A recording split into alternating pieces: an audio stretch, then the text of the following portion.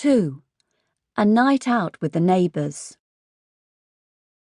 They had been sitting in the pub, Coventry Dakin and her friends. It was Monday evening. Coventry was not enjoying herself. Derek, her husband, had raised his voice to her before she left home. He was going out to the annual general meeting of the Tortoise Society, and he thought that Coventry should stay in with the children. "But, Derek, they're 16 and 17, old enough to be left," whispered Coventry. "And what if a gang of violent yobs decide to break in and beat John up and rape Mary?" Derek hissed. Neither of them believed in arguing in front of the children, so they were in the back garden, in the tortoise shed. Outside was the glooming night. Derek had picked up a lettuce during his last speech and was carefully peeling away leaves and feeding them to his beloved tortoises. Coventry could hear their shells clacking together as they rushed towards Derek's hand. "But there aren't any violent gangs around here, Derek," she said.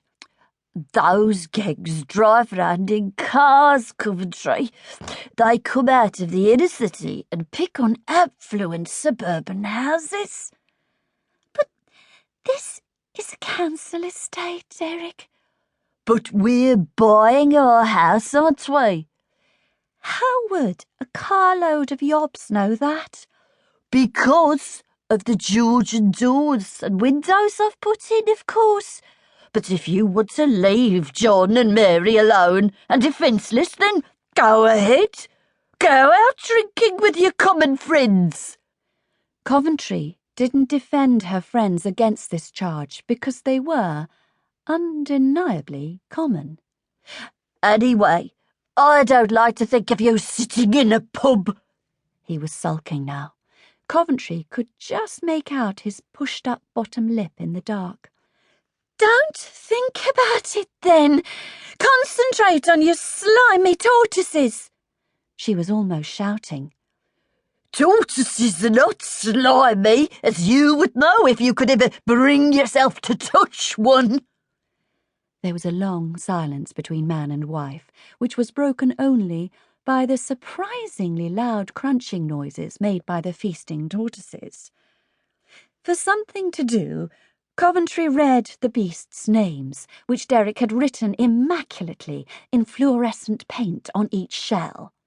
Ruth, Naomi, Jacob, and Job. "Shouldn't they be hibernating?" she asked her husband. This was a sore point. There had already been several frosts, but Derek kept putting off the evil day. The truth was that he always missed them during the long winter months. "Allow me to decide on a suitable date for the hibernation, will you?" said Derek. But he thought to himself, "Must get some straw on my way home from work tomorrow." Derek was worried. A series of disastrous summers had put his pets off their food, thus leaving them short of body fats and jeopardizing their chances of surviving their winter sojourn in dreamland. He tried force-feeding them, but had stopped when they'd shown obvious signs of distress. He now weighed them daily, noting their respective weights in an exercise book. He blamed himself for not noticing their anorexic condition earlier, though how he was supposed to see through their thick shells he didn't know. He didn't have X-ray vision, did he? "Now, if you don't mind." Derek had held the shed door open for Coventry. She had squeezed past him through the narrow opening, not wanting to touch or be touched by him, and walked across the dark, damp grass where the tortoises sported during the summer months, and went into the house. The pub Coventry and her friends were sitting in was called Astaire's. It was a theme pub, the theme being the cinematic persona of Fred Astaire.